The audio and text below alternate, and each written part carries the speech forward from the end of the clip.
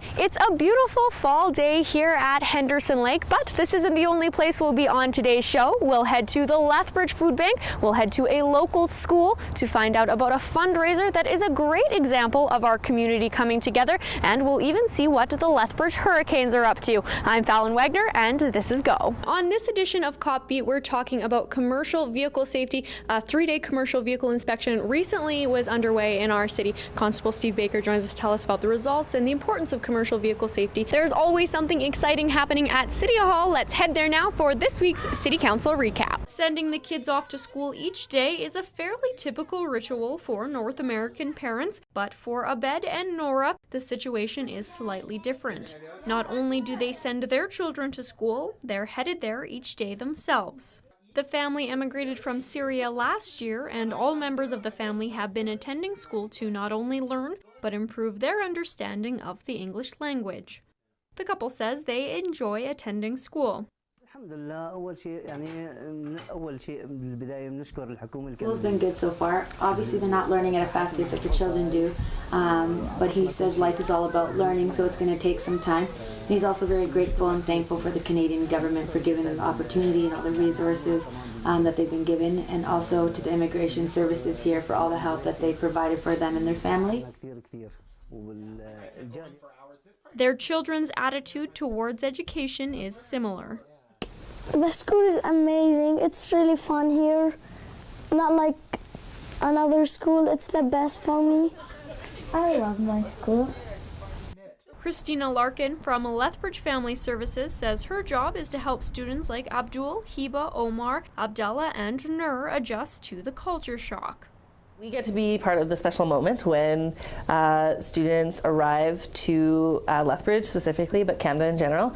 And once they find a home with their settlement practitioner, we can get started on the process of going to school. And so our first step is to explain to them some of the norms and expectations that they might experience when they get to a Canadian school. And then we start contacting immediately with David and his team here at Lethbridge Public. Then we get started on the process of going to school. The lead ESL teacher for Lethbridge Public says they work with Lethbridge Family Services to make the transition for students as easy as possible. We're coming up on 1,000 students in Lethbridge Public that are foreign-born, and so we work very closely with Immigrant Services from Family Services, and the intention is that between their services and ours, we can provide the best integration to students coming in. So a lot of the students coming in are coming with interrupted schooling or limited schooling in their home countries.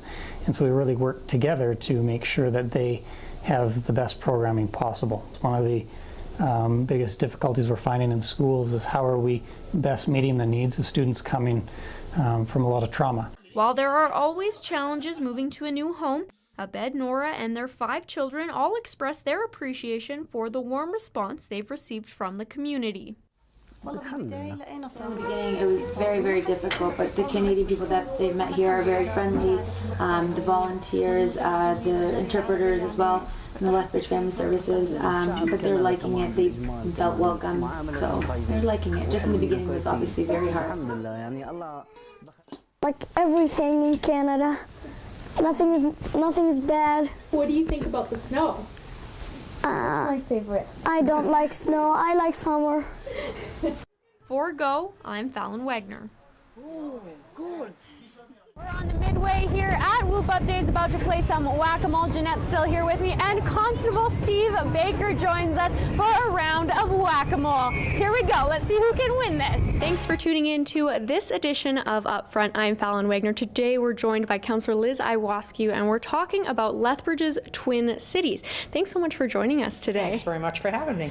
We're in a room today that a lot of the public might not know about. Why don't you introduce where we are today? We are, in fact, at City Hall. After some time in the makeup chair, I was no longer Falon, but a very scary bunny. For more information on Cat Panic makeup artistry, you can check her out online. For Go, I'm Falon Wagner. Today, these divers may only be swimming with Band-Aids, but after a 16-hour scuba course, they have the opportunity to swim with fish anywhere in the world. Scuba instructor Danny McKenzie says there are a number of ways to get your certification. For your basic course, it is either one night a week for 5 weeks, or sometimes we do it over a weekend. But basically, you need about 8 hours of classroom and 8 hours of pool, but we can mix that up however you want. Most of our classroom now is done online, so you can be sitting at home in front of the computer in your fluffy slippers, get the classroom done, and then just come and join us for the pool. Divers receive their basic training, then have 1 year to earn their open water certification. This allows them to dive around the globe. McKenzie says most students are surprised when they first dive. They usually find it easier than what they thought it would be. You know, they're kind of expecting it to be really, really hard. It's really not. Like I always tell my students, if you're working hard at scuba, you're doing it wrong.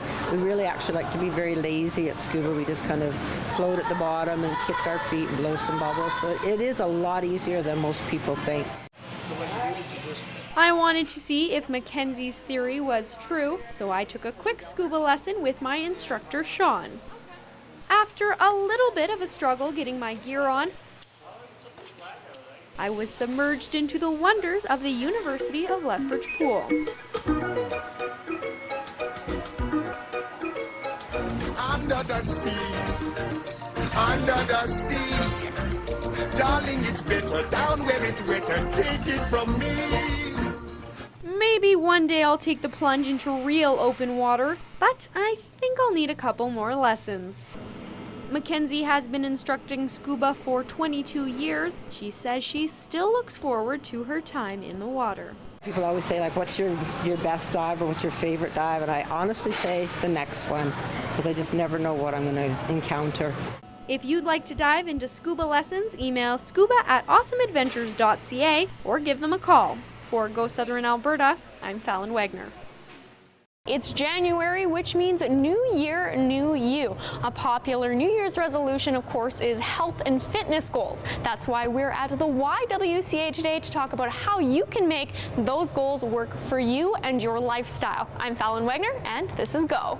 Hello and welcome to Where You Live. I'm Falon Wagner, and on this edition we're talking about the coulees here in Lethbridge and what a great aspect they are to our community. One thing you can check out here in the coulees is, of course, the Helen Schuler Nature Center, and Curtis Goodman joins us from the center to talk about what they have here to come and check out. And thank you to you for a wonderful co-host show.